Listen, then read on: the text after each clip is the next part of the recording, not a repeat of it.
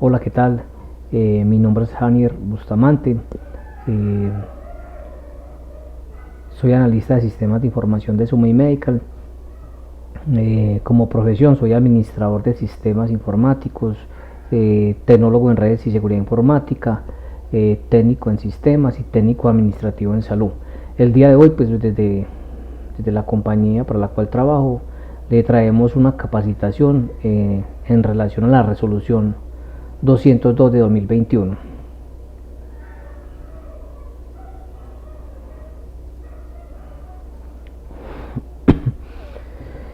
Bueno, retomando el tema de la resolución 4505, pues hoy el ministerio, este año el ministerio nos muestra el cambio de resolución, y entonces se migra de resolución 4505 a resolución 202 de 2021, ¿cierto? ¿Qué cambios tiene? Pues de entrada pues eh, tenemos el 50% de cambio en las variables con relación a la que se venía trabajando. Veníamos trabajando resolución 4505 desde, desde el 1 de enero del 2013 hasta el 31 de diciembre del año 2020. Y ya en el 2021 pues iniciamos una vigencia de resolución 202 de 2021, ¿cierto? La derogación se hace en base a la resolución 412 del 2000, ¿cierto? Que es derogada por la resolución 3280. ¿Cuál es lo que marca la diferencia en esta derogación? Que la resolución 412 pues traía las actividades de detención temprana, protección específica, de acuerdo pues a esta resolución. Y en cambio la resolución 3280 de agosto del 2018, que entró en vigencia en febrero del 2019, pues viene acorde a las rutas de atención para la protección específica, detención temprana, gestión del riesgo y atención materno-perinatal. Entonces esto nos cambia digamos que más del 50% de la resolución anterior. Esta la modifica en el tema de nominal a reportar a ministerio, ¿cierto? ¿Desde qué fecha se debe empezar a trabajar este reporte para enviar al ministerio? Pues desde todas las actividades que se realicen desde el 1 de enero del 2021 en adelante entrarían a cada trimestre, de acuerdo a la fecha de realización de la actividad, entrarían al reporte. De las otras, digamos que del otro 50% de las variables que veníamos trabajando, se puede conservar el historial el historial del usuario, ¿cierto? Del paciente. Digamos que, por ejemplo, traíamos de meses pasados, traíamos datos de resultados de laboratorio con su fecha, traíamos citología, mamografía, biopsia, colposcopia, o sea, actividades que al igual continúan en la resolución. Se puede manejar el histórico de ese usuario dejándole como trazabilidad al paciente ese dato, ¿cierto? Que es como relevante para el tema de trazabilidad y esquemas. Vamos a hablar del marco normativo de la resolución 202, ¿cierto? Porque ella nace dentro de unos pilares de ley que ya existe, determinados en Colombia para las atenciones de servicios en salud, ¿cierto? Entonces, en el marco de normativo de la ley 1438-2011, nos habla que el incumplimiento en la oportunidad y la cobertura y calidad de la información enviada en los plazos establecidos por parte de las IPS dará como resultado el reporte por parte de la EAPB ante las autoridades competentes. Es decir, en este caso las EAPB tienen una red contratada, y pues es obligación de esa red suministrar la información a través de la resolución 202 de 2021 como referida a esta ley, ¿cierto? A la 1438 de 2011, donde nos habla del cumplimiento de esa información de los entes de salud al ministerio. Aquí entonces también hay, digamos que nos advierten, ¿cierto?, de unas sanciones que pueden ocurrir en caso de que se esté incumpliendo con el reporte, de acuerdo a esta ley. Dice que en el caso de los prestadores de servicios de salud podrá dar lugar a suspensión de giro, revocatoria o certificación de códigos de habilitación. Entonces, digamos que en este marco legal, pues es muy oportuno que si nosotros como entidad de salud, como laboratorio o como digamos que servicio de odontología o consulta externa, ambulatoria, domiciliaria, urgencias, hospitalaria, o sea, cualquier ámbito de atención de servicio en salud que se le preste a un usuario, estamos obligados a reportar estas actividades que estén dentro del anexo de la resolución 202 y que nos obliga pues como a hacer este cumplimiento, pues esta ley, ¿cierto? ¿Con qué objetivo hace el ministerio estas obligaciones de los entes de salud? Pues el objetivo realmente dentro de esa ley 1438-2011 en su artículo 111 nos habla de que todos estos recursos o todas estas actividades que ellos reciben es para sacar indicadores, ¿cierto? Para mirar las prevalencias de enfermedades en salud pública, para mirar dónde pueden invertir ellos recursos, para mirar digamos que dentro del país en qué territorios se debe priorizar, digamos que la atención primaria en salud, las actividades de detención temprana, protección específica, o gestionar pues digamos que donde hay más riesgo, donde hay que intervenir porque hay mayor riesgo en salud pública de esta población. Entonces eso es con el objetivo que el ministerio pueda hacer digamos un estudio finalmente con estas actividades que reportan todos los entes que prestan servicios de salud en Colombia. Bueno, aquí pues también nos habla de, obviamente pues la ley 1438 también nos habla de el numeral 52.3 que nos habla de la contratación por capitación. Aquí básicamente nos habla de las actividades de protección temprana, protección específica, enfermedades de interés de salud pública, o sea que no se pierde en relación a lo que está buscando la resolución 202, o sea, nos está hablando de lo mismo, porque allá también estaría eso, solo que aquí está implementado en un plan de gobierno, en unas rutas de salud, ¿cierto? En unos RIAs, donde ya se busca mejorar la trazabilidad integral del paciente. Entonces, buscando esa integralidad de atención, ¿cierto? Donde llevamos toda una trazabilidad y seguimiento de un paciente, es que se tiene el enfoque de la nueva resolución, ¿cierto? Ya no vamos a mirar a cuánto le hice citología, sino a quiénes le hice citología, cómo fue ese resultado y cómo es esa trazabilidad dentro de, digamos que los esquemas para prevenir, ¿cierto? Para prevenir enfermedades futuras, como el cáncer de cervix, etcétera. Entonces, así es que se hace como esa metodología.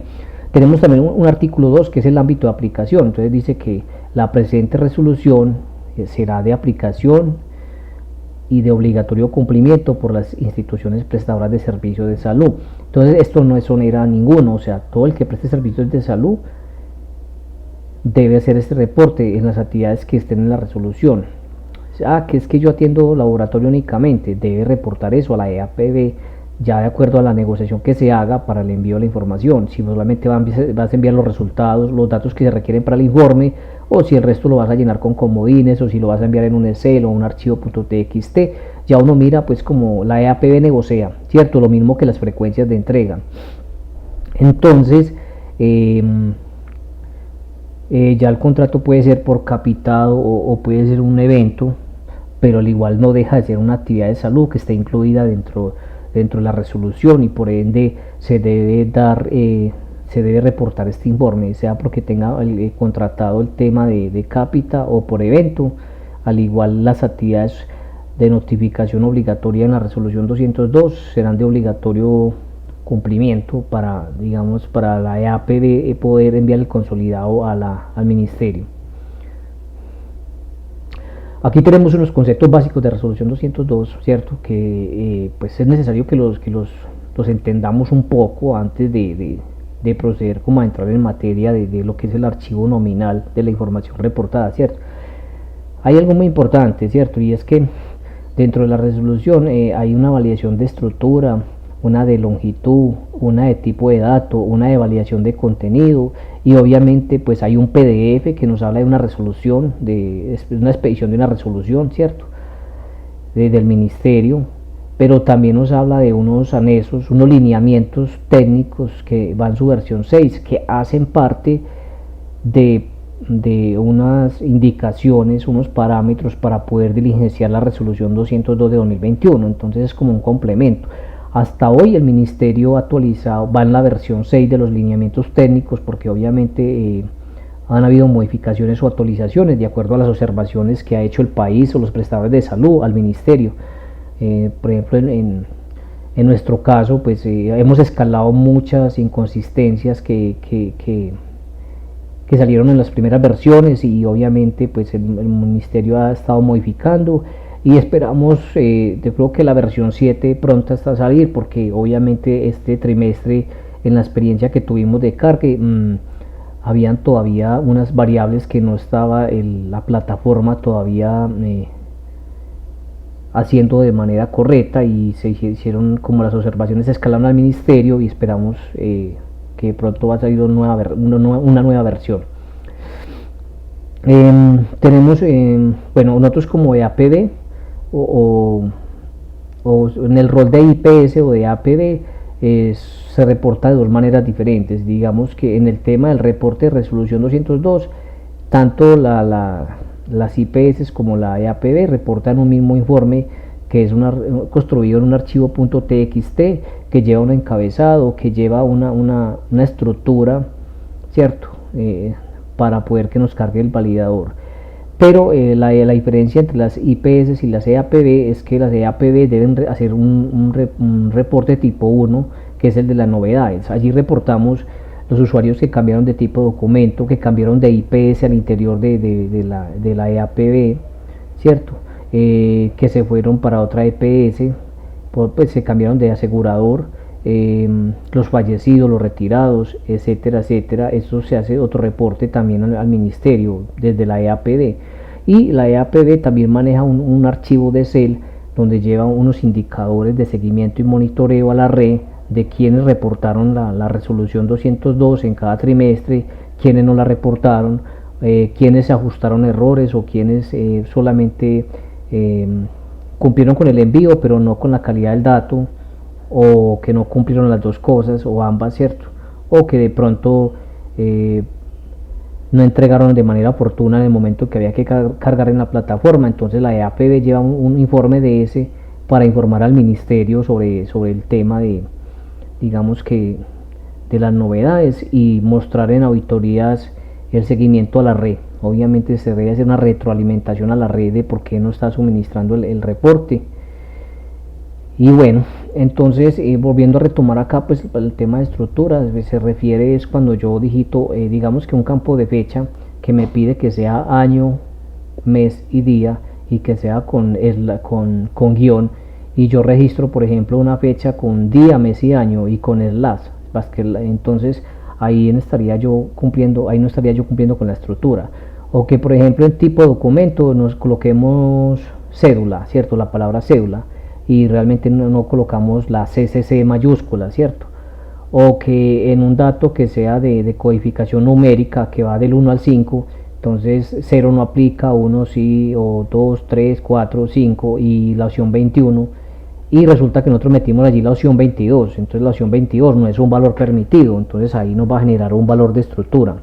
Longitud, por ejemplo, en el caso de laboratorios, si hay unos parámetros para laboratorios que nos dicen que longitud debe ser 4 o que debe ser 12, nos miden cierta longitud de caracteres. Entonces si estamos digitando por ejemplo un laboratorio con 6 caracteres de resultado, ¿cierto? Entonces ahí estaríamos ya desbordando la validación, no pasaría. Por ejemplo, el tipo de documento, la longitud es 2, ¿cierto? Que sería CC o TI o RC o CE, en fin. Y si nosotros ponemos 3 caracteres ahí, pues entonces ya no nos va a pasar. En la variable, por ejemplo, del género, si colocamos la F o la M, pues tendría que ser sin espacios, ni al inicio ni al final, para que el sistema cuente un solo carácter. Entonces ahí sería un solo, ahí donde estaría evaluando la longitud, ¿cierto? La resolución en los lineamientos nos muestra que cada campo tiene una longitud, todos, desde los 118 variables, cada una tiene una longitud propia que nos dicen y nos definen si el dato va en numérico, si va en texto, si va en tipo fecha. Bueno, ese tema, ahí nos definen cómo es esa longitud. El tipo de dato, entonces la resolución 202 en su anexo de lineamientos nos habla que tiene tipos de datos de texto, alfanumérico, numérico dato de laboratorio y tipo fecha, ¿cierto? Entonces ahorita miramos estadísticamente qué cantidad de datos, tipo de datos tiene tiene la resolución, ¿cierto? Digamos que en cada reporte. Está la validación de contenido. Entonces la validación de contenido, ojo que esta es muy diferente a la de estructura y longitud, porque es que contenido es cuando ya el informe pasó, digamos que todos los comodines o datos que registraron cumplieron. No hay espacios, no hay comas, no hay tildes. Si el valor permitido era el 1 al 5, ya está del 1 al 5, ya está validado. Que si era solamente femenino o masculino, que estaban esas dos letras, bueno, entonces ahí ya cumplió estructura. Pero cuando vamos a validar contenido es, por ejemplo, cuando me dice que en la variable 14, por ejemplo, que es de gestación, yo aquí no le tengo que poner el comodín sin dato, o el comodín no aplica, o el comodín riesgo no evaluado, ¿cierto? O bueno, pues, en fin, sin dato o riesgo no evaluado es como lo mismo en esa parte, pero digamos que tenemos el género masculino, una M, y en la variable 14 tenemos que no está gestando, o tenemos pues, la opción 2 que es no gestando, o la opción 21 que es sin dato. Eso nos glosaría, porque para la opción, digamos que ahí la opción para un hombre tendríamos que registrar 0 en la variable 14, que indica que no aplica. Las mujeres menores de 10 años tendríamos que registrar no aplica en la variable 14. Y obviamente la variable 14 pues asocia otras 8 variables que dependen de la 14, que también tendrían que estar. Si la 14 no registra 1, allá tendrían que ser todas no aplica. Ya depende si la 14 registró 1 o registró otro dato, pero eso se aplica, se hace por edad. Entonces, por ejemplo, yo la variable 14, mujeres de 10 a 59 años, yo le puedo colocar riesgo no evaluado, o que no están gestando si ya lo comprobé clínicamente por una prueba de embarazo o por historia clínica. O bueno, o también puedo decir que las mujeres menores de 10 años o todos los hombres no aplica, porque no les va a aplicar. Y obviamente todas las mujeres que sean mayores de 59 años también se les diligenciaría, no aplica, porque ya no es una edad fértil, ¿cierto? Entonces, de acuerdo a esa lógica, ya entonces mira cómo estoy relacionando la validación de contenido. Por ejemplo, el tema de la validación de contenido en esta resolución vigente es más rigurosa que la anterior. Me explico. Anteriormente nosotros podíamos registrar la fecha de la citología y el resultado, y la prueba y la calidad de la muestra y código de habilitación lo podíamos dejar sin dato. No le íbamos a colocar no aplica porque no pasaba, pero le colocábamos sin dato y pasaba. Un HDL, que tenemos la fecha en que se hizo el HDL, listo, registramos la fecha y en resultado del laboratorio poníamos sin dato y pasaba a la plataforma. Ya hoy en día es muy diferente, ya todo se obliga, todas las variables que se relacionan entre sí tienen que tener dato positivo. Entonces, cuando yo hablo de dato positivo, lo que les estoy queriendo decir es que si yo reporté una fecha, tengo que reportar el resultado, o viceversa, ¿cierto? Entonces, que es que yo registré, por ejemplo, bueno, esto no aplica solo en laboratorios ni ayudas diagnósticas, pues también lo puedo hacer con el tipo de consulta, que la medición del ojo derecho y del izquierdo me dio 20-20, no, yo puse como en 3 y 3, listo, 20-20. Pero entonces ya él me va a preguntar por la consulta de agudeza visual. Entonces en el campo de que se relaciona con esos dos, va a ir a validar que allá sí tenga una fecha de agudeza visual. Entonces miren cómo se asocia una cosa con otra, o sea, ambos campos tienen que estar diligenciados de manera un dato positivo. O sea, yo les digo dato positivo es todo lo que tenga datos con fechas o resultados que no sean comodines. A eso le estoy llamando, por decirlo así, datos positivos. Pero cuando me refiero a que tenga un dato positivo, de aquí en adelante siempre va a ser porque esté registrando una fecha y un resultado. Tenemos entonces, bueno, ya en esta parte de conceptos básicos sí es muy importante entonces tener en cuenta, cierto, todo esto, que además de los anexos de lineamientos, también hay unos anexos que se bajan de la biblioteca del ministerio de CISPRO. Se bajan, por ejemplo, también las ocupaciones, el tipo de documento, la codificación de nivel educativo, todo viene desde allá, desde esa biblioteca. Yo les voy a dejar el enlace al final para que puedan descargar la versión más actual desde la página del ministerio, ¿cierto? Y pues obviamente también les voy a compartir el enlace para que descarguen las que yo tengo. Bueno,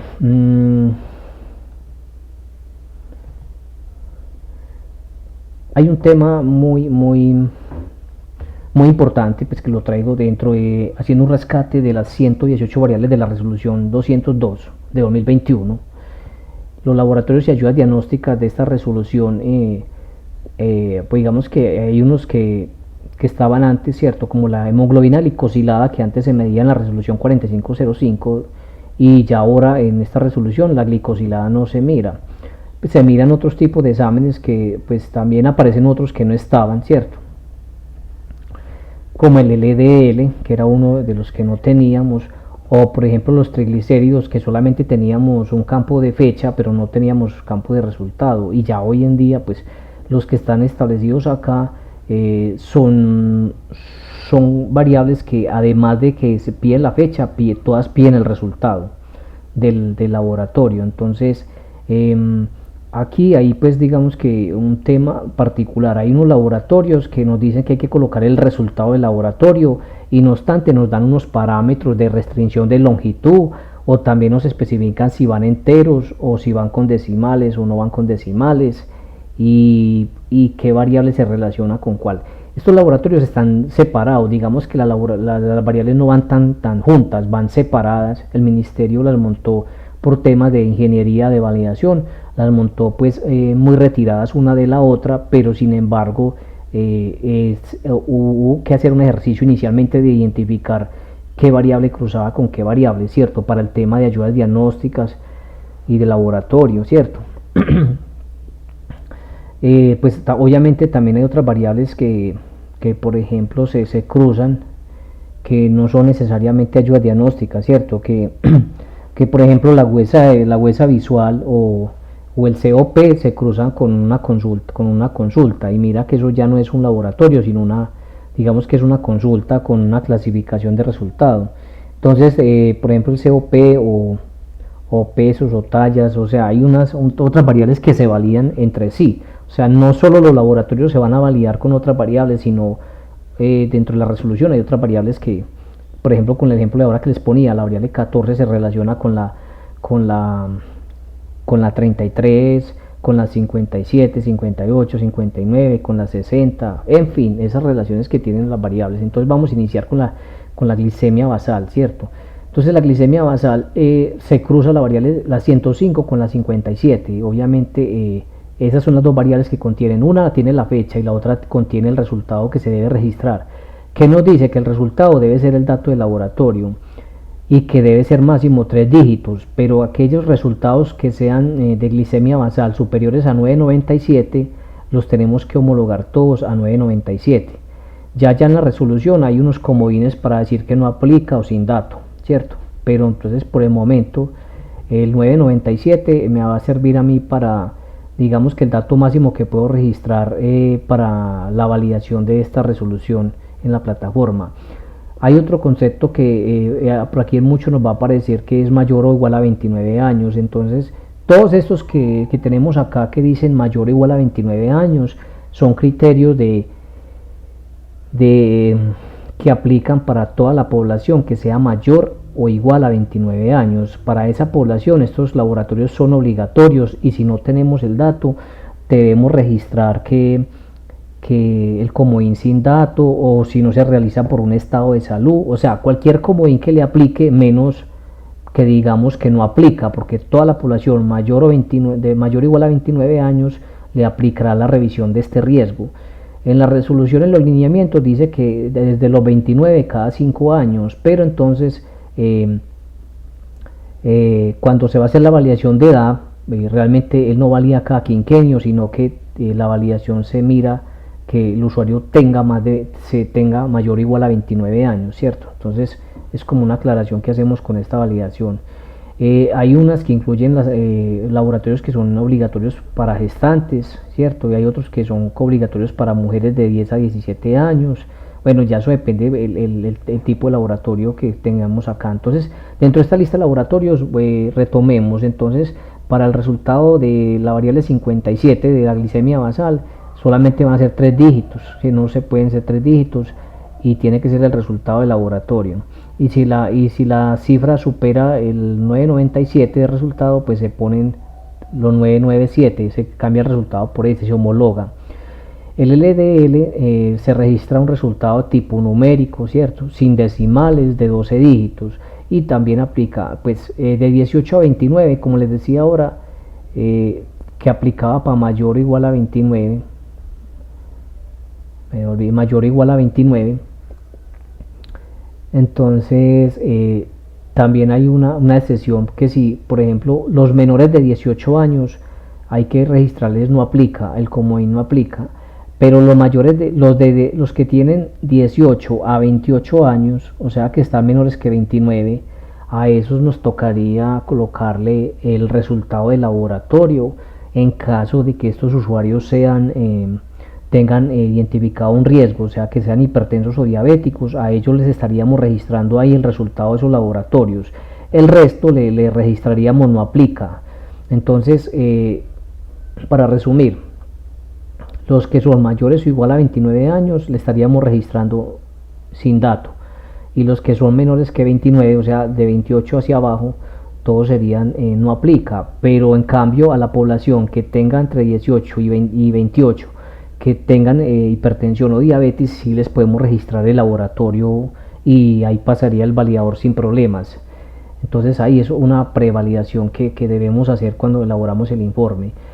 Tenemos el HDL y el LDL. Entonces, por ejemplo, mira que esos primeros 3 laboratorios está hablando también, pues para las patologías de hipertensión y diabetes se está aplicando como lo mismo, aquí no tenemos ninguna novedad. Para los triglicéridos también estamos mirando que sin decimales, que sean 12 dígitos y que sea para mayor o igual a 29 años o menor a 10 o mayor que 18 hasta 28, que tengan un riesgo de hipertensión o diabetes. La hemoglobina, variables 103 y 104, dice que debe ser el resultado del laboratorio con 4 dígitos, ¿cierto? 4 dígitos, y que aplica para mujeres de 10 a 17 años. Entonces es muy importante tener en cuenta en los resultados de laboratorios quiénes van sin decimales, cuántos dígitos son los que la longitud máxima que permite cada laboratorio, y la homologación, como en el caso del primer laboratorio que había que homologar los resultados que sean mayor a 997 a todos 997, porque el 998 ya sería sin dato. Bueno, tenemos entonces, por acá tenemos la hemoglobina, que esta es la variable 103 y 104, dice que dato reportado por laboratorio de 4 dígitos para mujeres de 10 a 17 años. Aquí no hay como restricción de que diga enteros o decimales, no. En la queratinina tenemos 4 dígitos, también aplica el resultado, dice que dato reportado por laboratorio mayor o igual a 29 años. Para el PSA entonces tenemos variables 73 y 109, aplica para hombres mayor o igual a 40 años, el dato reportado por el laboratorio, la longitud debe ser 4. Muy importante en este antígeno que es para, si tenemos hombres mayores de 40, el comodín debe ser sin dato o reportar el dato para los hombres. Las mujeres en esta variable serían no aplica, y toda la población que sea menor de 40 también sería el comodín no aplica. Si por algún caso algún hombre menor de 40 se hizo este PSA, no lo debemos reportar en la resolución porque nos genera error cuando se carga en la plataforma. El antígeno de hepatitis C sería la variable 42 y 110, ¿cierto? Entonces ahí el resultado pues simplemente es un tipo número que nos da la resolución y nos da las opciones de 0, 4, 5 21.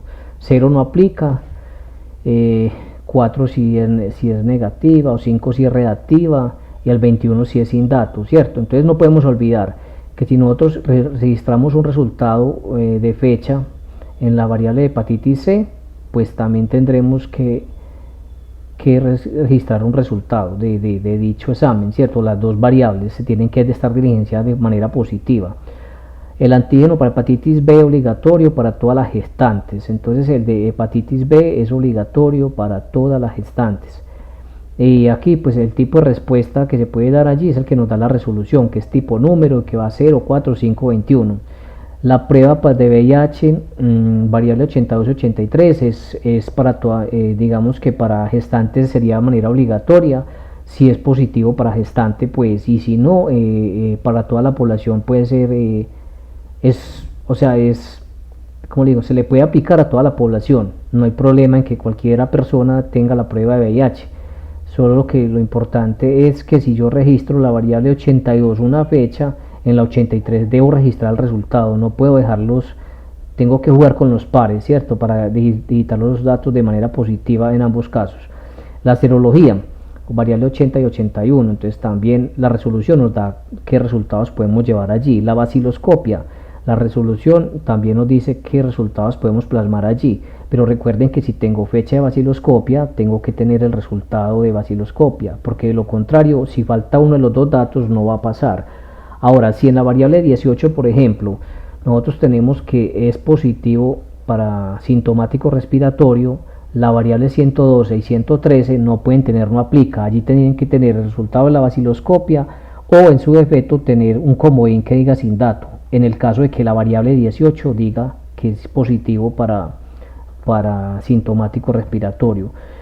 La colonoscopia es la variable 36 con la 66, ¿cierto? Esa colonoscopia aplica a población entre 50 y 75 años y la resolución nos dice que definamos allí, pues que nos da las opciones de respuesta, ¿cierto? Nos da de entre 0, 2, 4, 5, 6 y 21. 0 obviamente no aplica, 21 es riesgo no evaluado y ya obviamente de 2 a 5, pues ya hay una, de 2 a 6 ya hay una clasificación de resultado de esa colonoscopia. Y se validan pues que las dos variables también estén diligenciadas. El TSH neonatal, eso es para recién nacido, entonces, ¿cómo se reporta en la 45? Si yo reporto una fecha de TSH neonatal, desde la fecha de nacimiento hasta la fecha en que se realizó el TSH, no debe superar los 30 días, porque si transcurren más de 30 días, pues ya el dato no estaría cumpliendo con los parámetros del estándar de recién nacido. Entonces, todos los que tengan TSH neonatal se le mide con la fecha de realización, y si a la fecha de cierre del informe, por ejemplo, del 1 de enero al 31 de marzo, entonces el 31 de marzo a la fecha de nacimiento, ya todos los que tengan más de 30 días ya no les aplicaría esta variable, a excepción de que tengan el dato, que ahí sí yo cruzaría la fecha en que se hizo el TSH contra la fecha de nacimiento. La variable citología, tenemos variable 36, 87, 88, 89 y 90. Miren que la citología se relacionan como 5 variables que son, digamos que manejan relación de contenido entre sí. Entonces, si yo registré la fecha de tamizaje cuello uterino, ya tengo que decir en la 86 qué tipo de tamizaje fue. Si fue citología, listo. Y ya en la 88 yo tendría que decir la calidad de la muestra, en la 89 tendría que decir el resultado, o en la 90 también el código de habilitación. Entonces ahí sí es muy importante que cuando haya dato de una de estas variables, el dato esté en todas las 5 variables, que no vaya a faltar en ninguna de ellas, porque si en una de ellas tiene un comodín sin dato o no aplica, no generaría glosa. O sea, lo inconveniente es que nos están obligando a que tengamos toda la trazabilidad de ese examen. Entonces antes, no, es que lo tenemos en RIS y nosotros lo metíamos ahí, pero en el RIS, como todos saben, no viene todos los resultados de toda la trazabilidad de atención del paciente, solamente es una factura, una actividad que se le hizo. El RIS nos sirve como digamos que una alerta para que nosotros a ese usuario que nos cobraron una citología le busquemos ese resultado, pidamos esos resultados y diligenciemos la resolución. De hecho, que es que toda la resta, tanto laboratorios como la red están obligados a reportarle con la 4505, y ahí debería venir toda esta trazabilidad del usuario.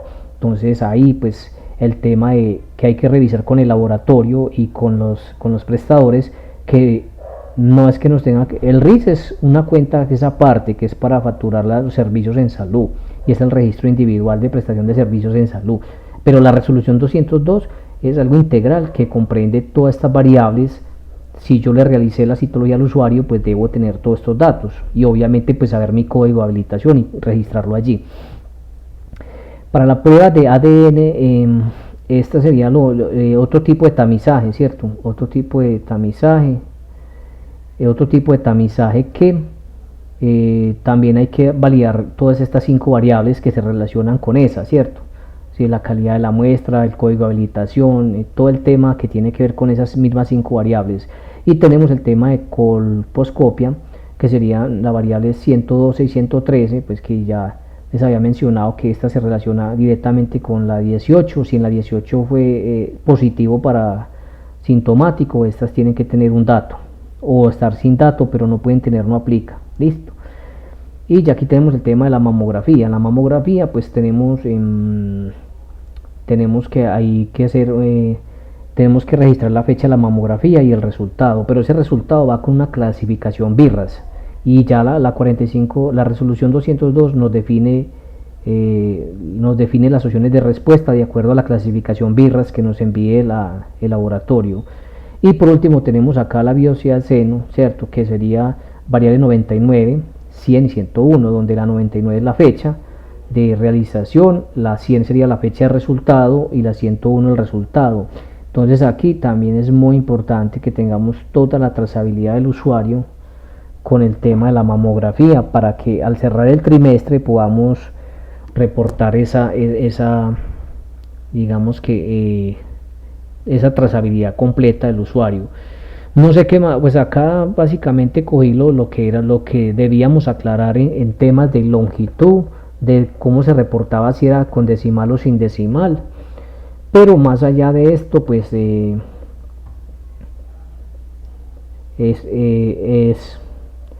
es poder, digamos que ponerle una lógica a toda esta validación, de mirar qué variables se relacionan con cuáles y cómo sería el resultado, la longitud y las opciones de respuesta que nos da cada, digamos que cada variable. Dentro de todo esto de la resolución, pues encontramos 15 variables que son, digamos que tipo de información o sociodemográficas. Las primeras 2 variables, pues hay una que es el tipo de archivo, que sería el tipo 2, y se llenarían todas las opciones, todo el usuario con tipo 2. Hay una segunda variable que es la 1, que es el tipo que es el consecutivo, que se renumera 1, 2, 3, 4, 5, o sea, en orden consecutivo se enumera el reporte que se va a enviar. Y ya los otros datos que son del código de habilitación, el tipo de identificación, número de identificación, los nombres, la fecha de nacimiento, el código de pertenencia étnica, la ocupación, el nivel educativo, y bueno, y la variable 34, que ahora es que nos codifica, que hay que codificar el país donde vive la persona, ¿cierto?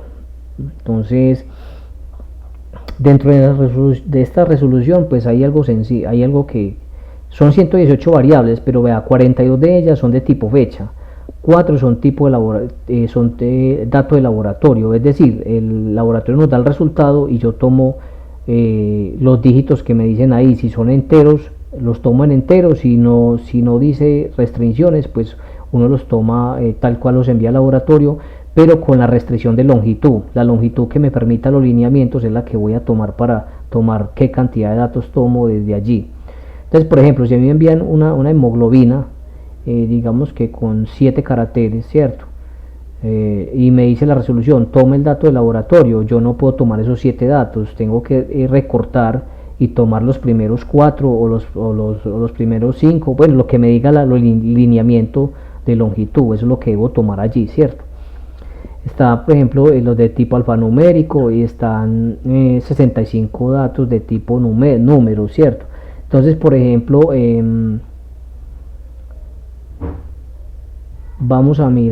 ahorita vamos a mirar unos ejemplos de cómo se debe diligenciar cada una de estas variables, para que tengamos más claridad con relación a estas variables que son digamos que de variables de identificación o sociodemográficas de esta población, ¿cierto? Dentro de la resolución 202 hay 13 variables que son tipo comodín, y aquí sí es muy importante que la variable 15, la 17, la 20, la 21, la 25, 26, 39, en fin, todas las que visualizan acá en pantalla son las variables que el ministerio definió que ya no se iban a seguir utilizando, pero que no las eliminó por el tema de la validación. Entonces estas 13 variables entonces serían realmente estaríamos hablando de que hay 13 variables que no hay que hacerles nada, solamente diligenciarlas con un comodín, y pues el ministerio nos dice qué comodín le debemos anexar en cada campo, ¿cierto?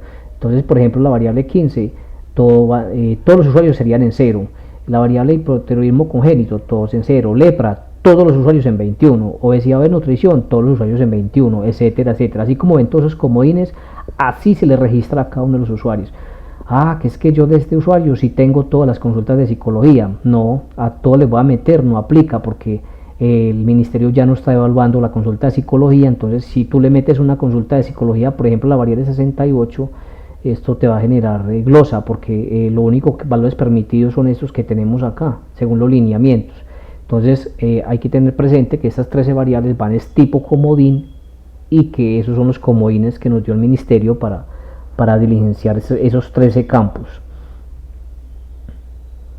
Bueno, acá pues voy a mostrarles ya como el tema digamos que el tema ya de estructura del informe y me voy a devolver acá para explicarles algo, ¿cierto? Entonces, el tipo de registro ya sabemos que va a ser 2, a todos los usuarios que reportemos 2. El consecutivo va a ser del 1 a 1, 2, 3, 4 y hasta donde finalice el informe. El código de habilitación va a ser de 12 dígitos, que los primeros 2 dígitos representan el departamento, los siguientes 3 dígitos representan el municipio y los siguientes 5 dígitos pues representan la entidad, la IPS, que presta el servicio de salud, y los 2 últimos dígitos que ya ajustaríamos 12 ahí la sumatoria son la sede. Entonces, cuando yo tengo una sede 1, entonces yo coloco 01, o que tengo una sede 17, coloco el 17. Ya lo importante es que se completen los 12 dígitos en el código de habilitación y que el código de habilitación esté vigente en el ministerio, ¿cierto? Porque si hay un código que no está vigente en el ministerio, pues no nos va a pasar la plataforma de CISPRO. En el tipo de identificación del usuario hay que mirar un tema de que la resolución nos define que en la biblioteca del ministerio están los tipos de identificación permitidos para la resolución 202. Entonces nos dice que está permitido el CC, el TI, el RC,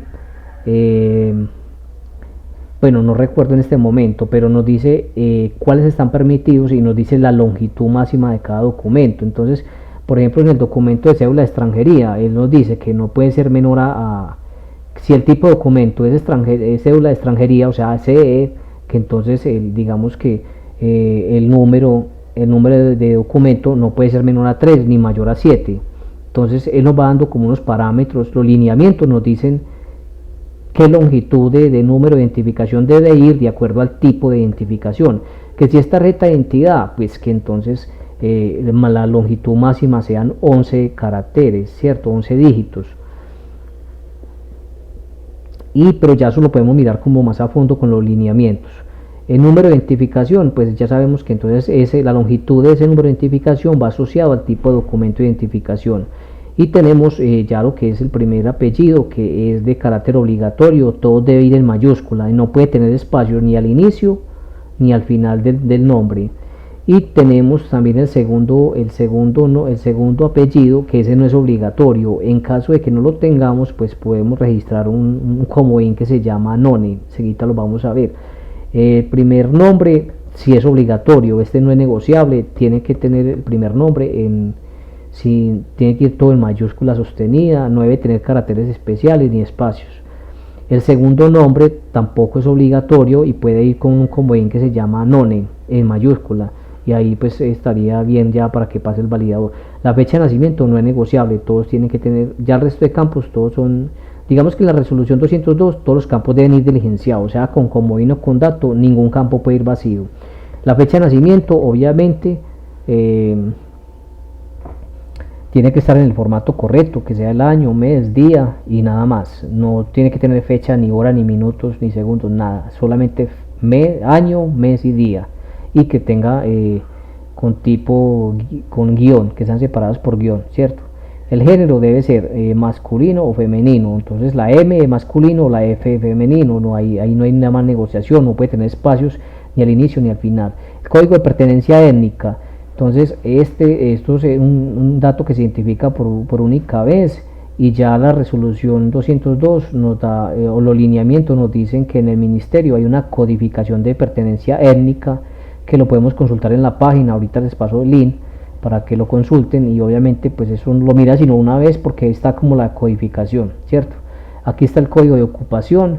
El código de ocupación sí es muy importante, que si es menor de 18 años, pues si es menor de 18 años o es ama de casa, entonces que aquí se registre no aplica, ¿cierto? El comodín no aplica, y solamente para población que esté, digamos, dinámica, que esté mayor o igual a 18 años, ahí sí estaríamos registrando una clasificación de la SIU, de acuerdo a la información que tenemos en la biblioteca del ministerio para el tipo de ocupación. De hecho, que creo que los lineamientos nos traen este código, ¿cierto? Nos traen este código de ocupación ya, entonces enseguida se los voy a mostrar. Y con el nivel educativo creo que es muy importante que no vayan a tener, esos son títulos de gente ya graduada, el título. Entonces, si ustedes registran que la persona es profesional, tiene que ser que ya esté graduado. Si que ya tiene la básica secundaria finalizada, pues podrían registrar ese dato. Pero si la persona apenas está cursando la carrera o la primaria, pues no se debe registrar todavía ese dato, sino el último dato que ya sea graduado. Entonces, también ese nivel educativo tiene que estar muy coherente con la edad. Entonces, si yo tengo 9 años, yo no podría tener un comodín que sea profesional, ¿cierto? O que soy tecnólogo porque tengo 9 años. Entonces, sí hay que tratar de que tenga mucha lógica el tema del nivel educativo en relación a la edad. Entonces, ya pues que con la gente que es mayor de 25 ya uno no tiene problemas. Si la persona dijo que no tenía estudio, bueno, pero si ya tiene especialización o maestría, pues ya uno le pone el dato, ¿cierto? Depende del dato que lee el paciente en el momento de identificación de ese riesgo o de esa variable sociodemográfica. Entonces ya ahí registraron el dato, pero con la gente que es menor de edad sí debemos tener mucho cuidado con el nivel educativo. Y la variable 34, que es el código DANE del país donde vive, tenemos que tener también que si el tipo de documento es cédula de extranjería, por ejemplo, ya eso directamente va a cruzar con la variable 34, y allá tendría que tener un código diferente al de Colombia. Para Colombia todo se diligencia el 170, 170, ese sería el código para gente que vive en Colombia. Pero la gente que vive en otro país, pues tendríamos que registrar los 39, el comodín de 999, o sea, los 39, si en caso de que no sepamos dónde vive, ¿cierto? Pero si la persona nos dice dónde vive, pues tendríamos que buscar en la tabla de referencia CISPRO qué codificación tiene ese país para anexarlo en el informe, en esa variable. Bueno, entonces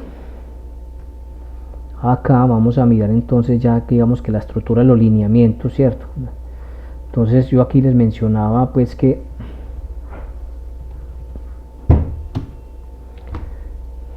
lo que les estaba mostrando ahora era que, por ejemplo, el tipo 2, que es el reporte que envían todas las IPS, entonces que el tipo de registro es 2, que acá es el consecutivo según los registros que se envíen, y pues que uno acá llena los datos del usuario dependiendo las opciones que tenga acá de comodines o si le aplica o no le aplica de acuerdo a los lineamientos.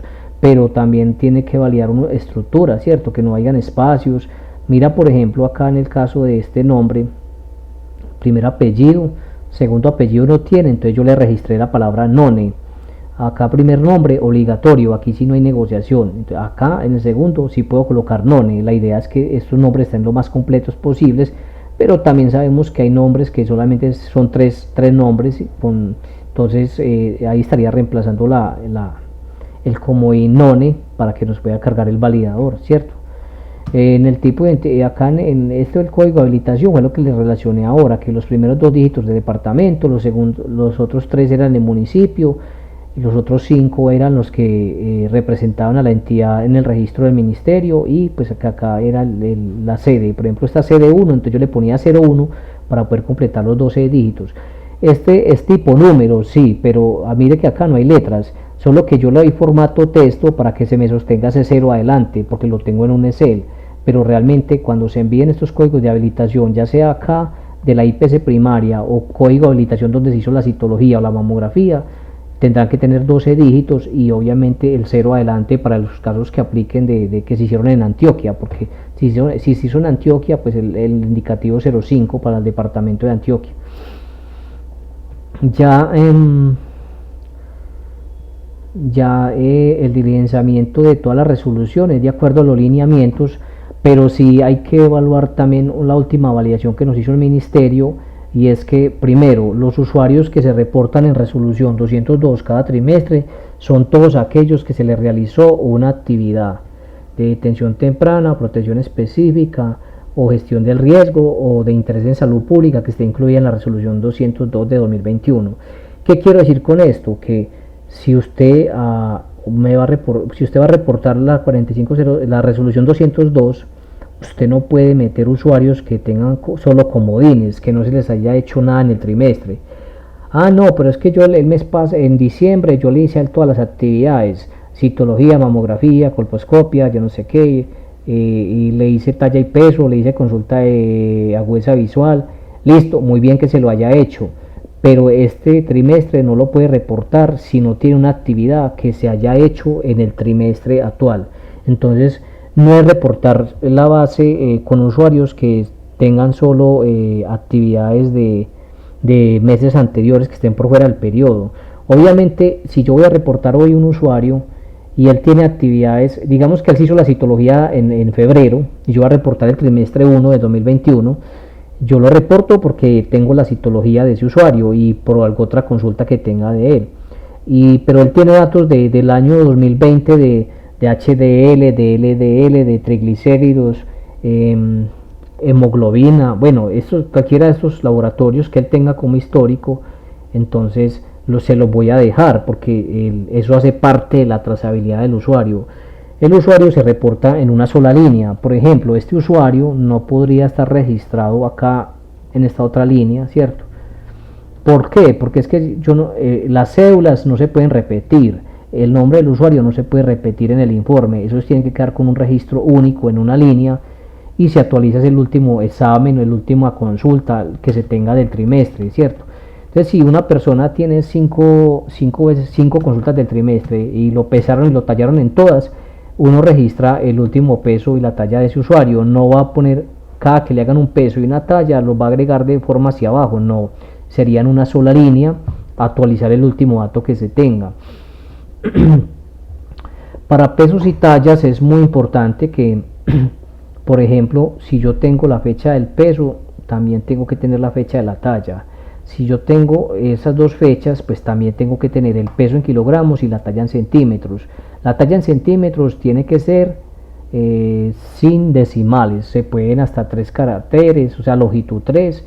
Entonces, una persona máximo puede medir 2,55 acá en Colombia, entonces eso tiene un límite, ¿cierto? Hay desde 20, creo, hay un límite que está en los lineamientos desde del tope mínimo y máximo de la edad, ¿cierto?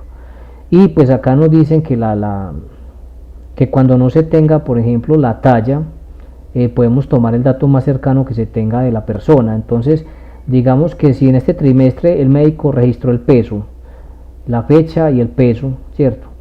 Y se le olvidó registrar la talla, yo puedo buscar en una historia clínica anterior, que es la más cercana, y registrar la fecha de esa talla y la talla acá, para que con estos 4 datos pues se pueda calcular, digamos, que el índice de masa corporal, que es el que nos mide todo este riesgo de sobrepeso, de obesidad o de nutrición, ¿cierto? Entonces ahí es donde juega que para la talla podemos buscar el dato más cercano que tengamos, y pues el peso y la talla sí sería el último dato que se tenga también del paciente, ¿cierto? Y que si yo aquí registré 1800-0101 sin dato, ya las otras 3 variables no pueden tener datos, o sea, tiene que ser una conjugación de todas las variables ahí con dato positivo en el peso y la talla. Entonces ese sí es muy importante porque se pasaba con mucho error. Si yo hice agudeza visual para ojo izquierdo y ojo derecho, pues hay una variable que va relacionada que se llama la variable 62, que allá dice consulta de agudeza visual, allá tiene que haber una variable de consulta de agudeza visual, y pues todas las variables que tengan otra relación tienen que tener el dato. Cuando yo me pidan la fecha y el resultado, tengo que diligenciar los datos en ambos campos. Entonces ahí pues no es negociable. La aclaración pues digamos que dentro de todo esto de que yo les dije que registros únicos, entonces la idea es que las entidades que reportan cada trimestre no habría problema, reporten un usuario único con el resultado del único examen de las últimas actividades que se le realice, que apliquen en cada campo. Y uno va sustituyendo, que es que se hizo la citología, entonces actualizo la última citología que se hizo ahí, que esté dentro del trimestre, y listo, no sale el usuario. Los que reportan mensual y cada mes tienen este usuario, y si lo tienen con diferentes actividades, o sea, no es homogéneo. O sea, cuando se hizo, aquí yo registré que era gestante y acá gestante, listo, no hay problema, pero por acá coloqué la fecha de parto diferente a la otra, o registré una creatinina y abajo coloco otra fecha de creatinina, el usuario me va a glosar, no va a pasar, porque finalmente yo tengo que reportar es el último dato que me envíen del usuario.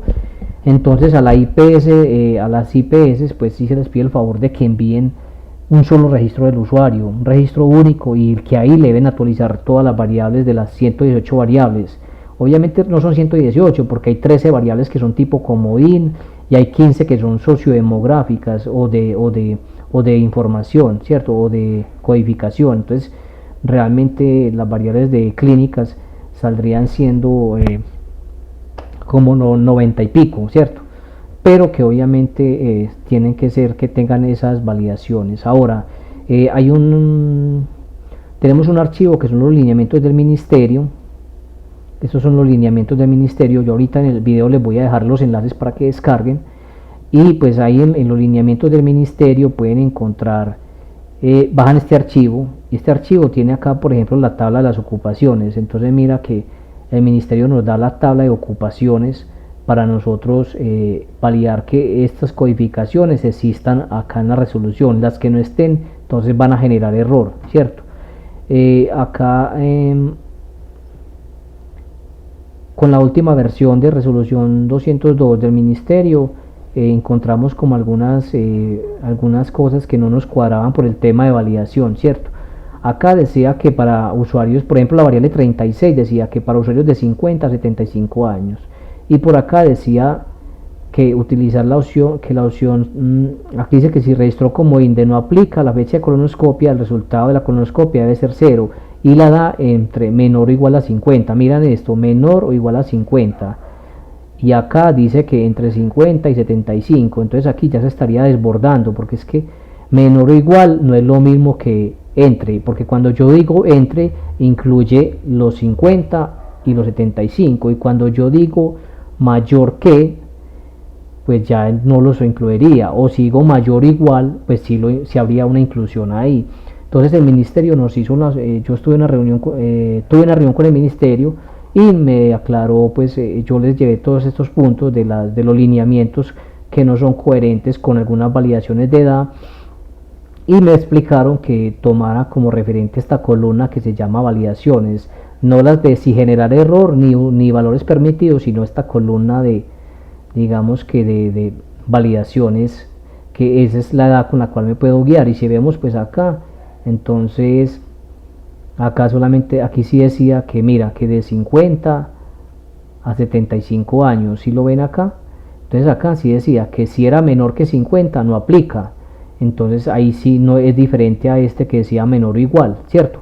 Entonces cuando ustedes descarguen del ministerio los lineamientos, se van a fijar acá en esta columna que dice validaciones. Esta columna que dice validaciones es donde ustedes van a mirar qué criterio de edad tiene para definir ese criterio de validación, ¿cierto? Pues inicialmente teníamos una dificultad con las variables de la 43 a la 46, porque es el tema de los niños que están entre 0 y 7 años, y obviamente esa validación nos estaba generando error por el tema de las edades. Entonces mira que lo que es desde la variable 43 a la 40, aquí está a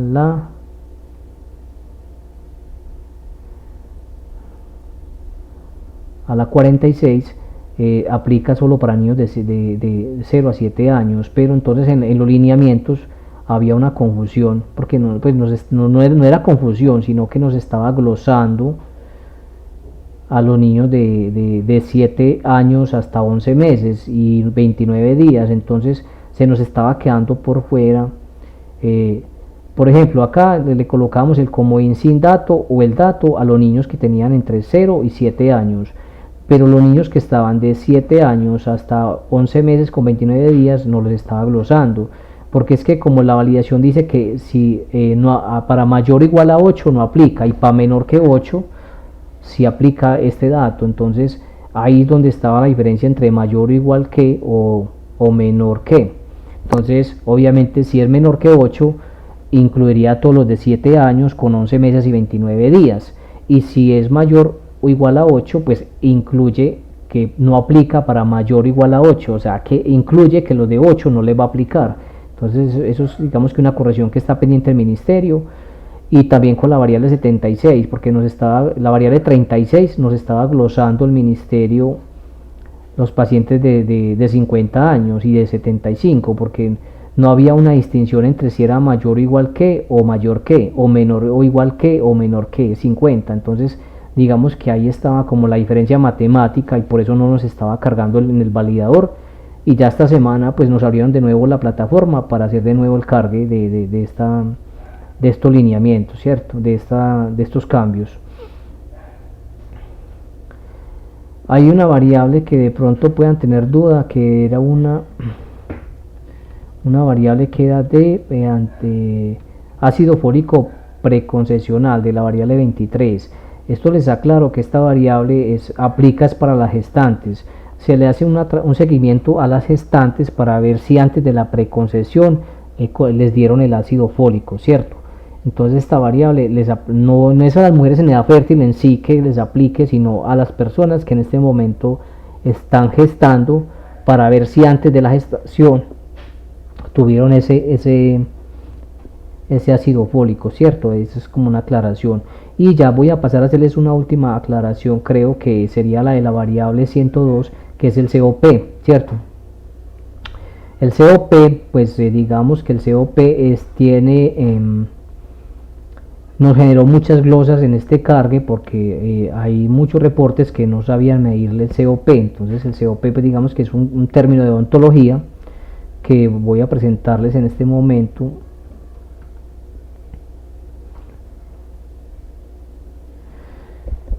Y es lo siguiente: la resolución 202 de 2021 evalúa de la siguiente manera el COP. Es la variable 102 y entonces nos evalúa de la siguiente manera. Son 12 dígitos, ¿cierto? Y digamos que se divide cada sesión se divide por 2 dígitos, o sea que serían 6 porciones de cada 2 dígitos, ¿cierto? Entonces primero tenemos la primera porción, los primeros 2 dígitos que representan los dientes sanos. Este paciente dice que tiene dientes sanos 18. Ya estoy viendo que obviamente acá sigue dientes caries no cavitacional.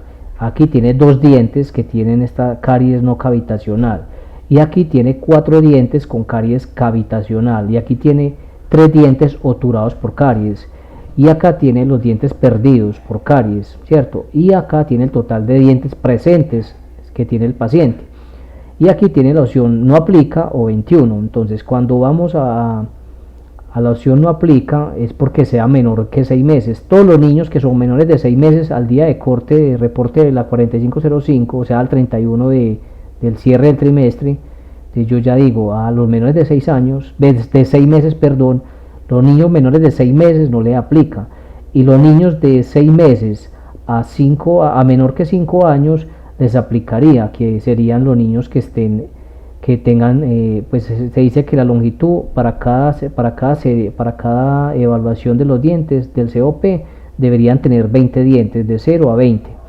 Entonces cada 2 dígitos tiene que ir entre 0 a 20, y pues obviamente estaríamos contando con un máximo de 20 dientes presentes, mientras que para los niños de 5 años y más años, o sea los adultos, ya estamos hablando de un total de 28 dientes. por cada, cierto, 28 dientes presentes.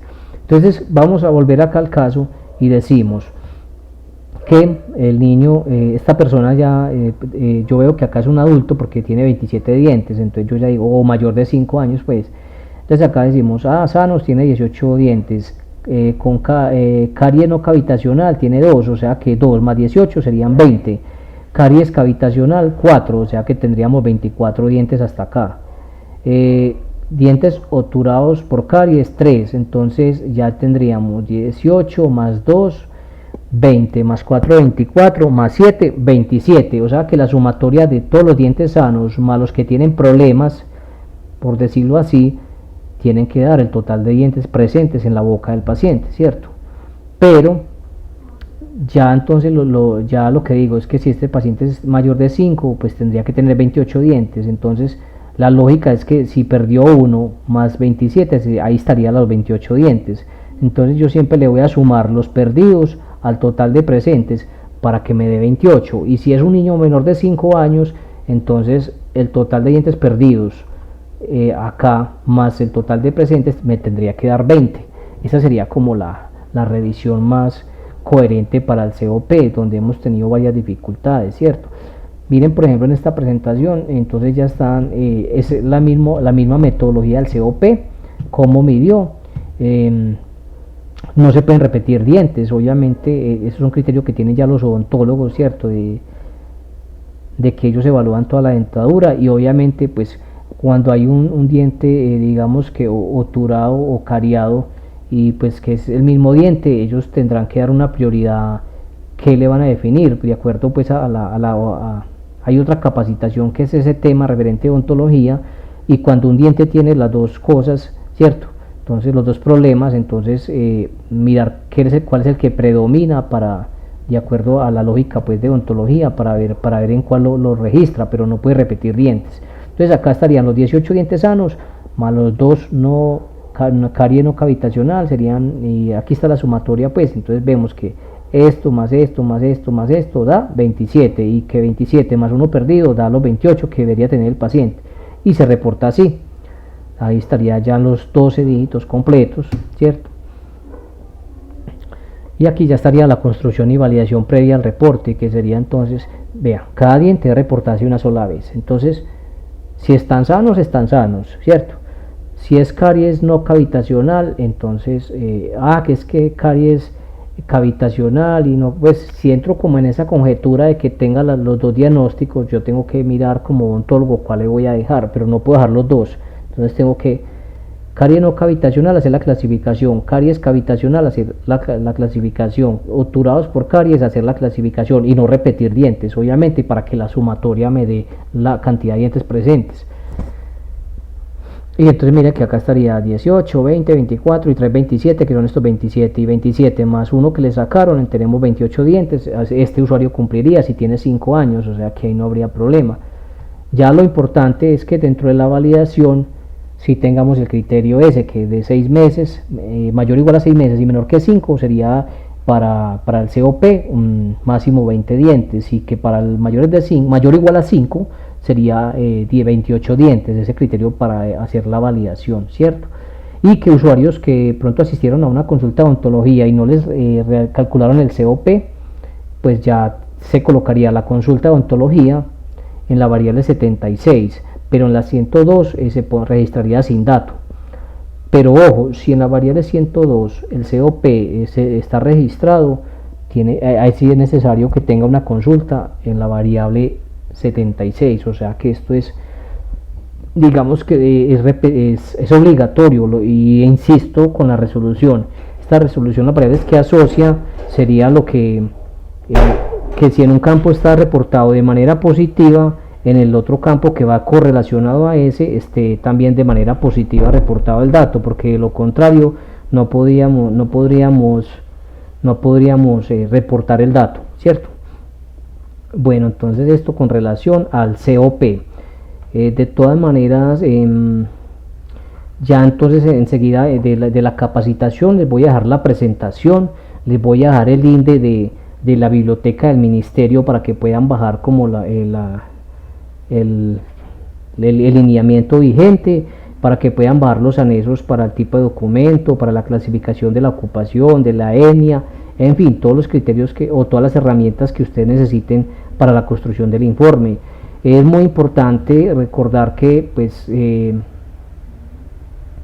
los informes, pues les voy a mostrar de pronto acá cómo se envía la resolución 202 al ministerio, ¿cierto? Entonces tenemos por acá la resolución 202.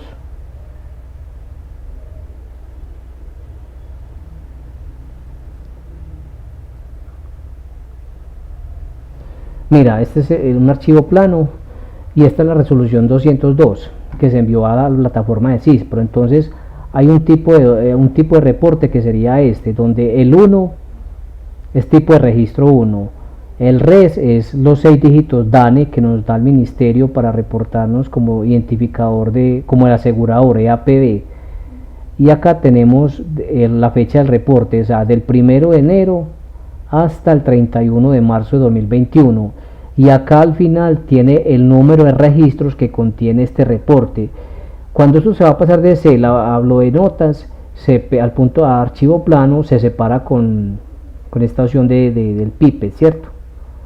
Con esta rayita vertical. Entonces nos vamos hasta acá al fondo y vemos que aquí hay 35.152 registros, o sea, ese es el consecutivo. Mire que esta primera hilera es el tipo de registro y acá el consecutivo. Nos volvemos acá al inicio y este es el dato que va acá. Entonces todos los archivos planos que se envían al ministerio o que nos deberían enviar las IPS tendrían que tener esta misma estructura, ¿cierto? Que es simplemente cogerlo de Excel y copiarlo todo y darle reemplazar, ¿cierto? Le damos reemplazar. En reemplazar sería el espacio que nos quede por